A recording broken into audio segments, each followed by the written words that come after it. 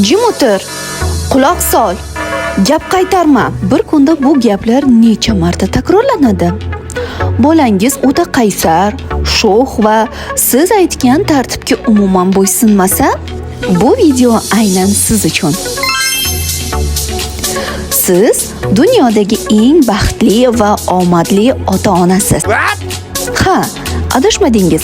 Bugun biz siz bilan o'sha asablaringizni egovlaydigan quloqsiz bola kelajakda nimalar uni kutayotganini, u nimaga erishishi haqida gaplashamiz. Videoni oxirigacha ko'ring, chunki bugun farzandingizga bo'lgan qarashlaringiz butunlay o'zgaradi. Germaniyaning yirik institutlaridan biri 12 yoshli bolalarni ro'ppa-rosa 40 yil davomida kuzatishdi. Natija barchani lol qoldirdi. Qaysar, qoidalarni buzgan va sho'x bolalar 50 yoshga yetganda yuvosh va aqlli, tengdoshlariga qaraganda 3 barobar ko'proq maosh oladigan yirik kompaniya rahbarlariga aylanishdi. Nega? Chunki ular bolalikdanoq o'z chegaralarini himoya qilishni bilishgan.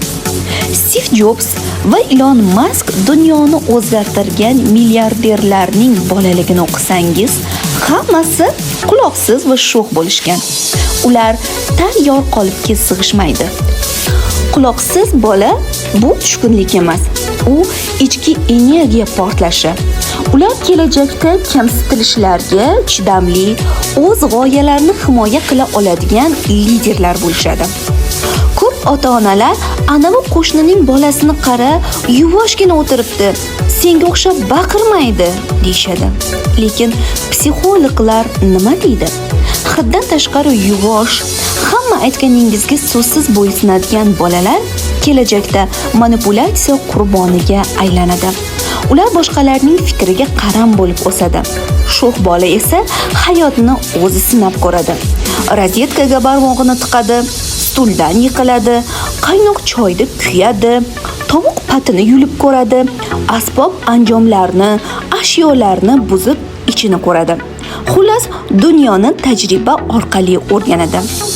Shuning uchun ham ularning miyasi tezroq va kreativ ishlaydi.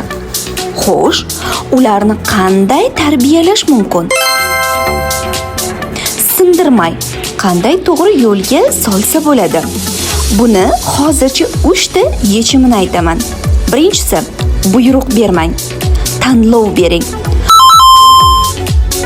Hozir keyin maktabga yoki bog'chaga kechikkanmiz deb baqirsangiz, qaysar bolalar yo'q deb oyoq tirab turib oladi. Yaxshisi, hozir ko'k ko'ylakni kiyasanmi yoki oqinimi deb so'rang. U o'zini vaziyat xo'jayini deb his qiladi. Ikkinchisi, energiyani to'g'ri yo'naltiring.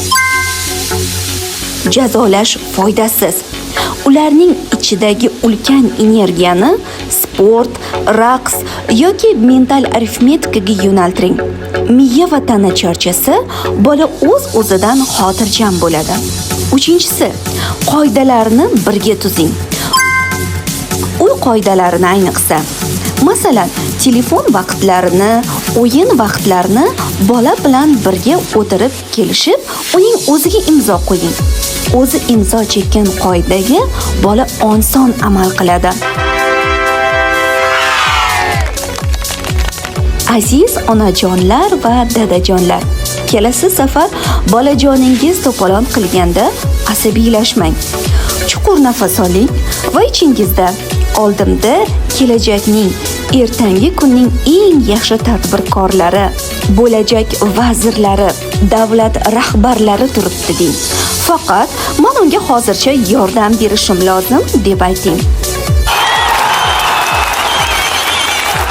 Sho'x bolalar tarbiyasiga doir oltin qoidalarning davomini kelgusi videolarda davom ettiramiz.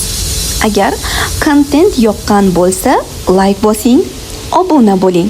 Izohlarda videoning davomini chiqaraylikmi? Ha yoki yo'q deb yozib qoldiring albatta. Mehr bilan o'rgatamiz. Ishonch bilan ulg'ayamiz. Sohiba ustoz bilan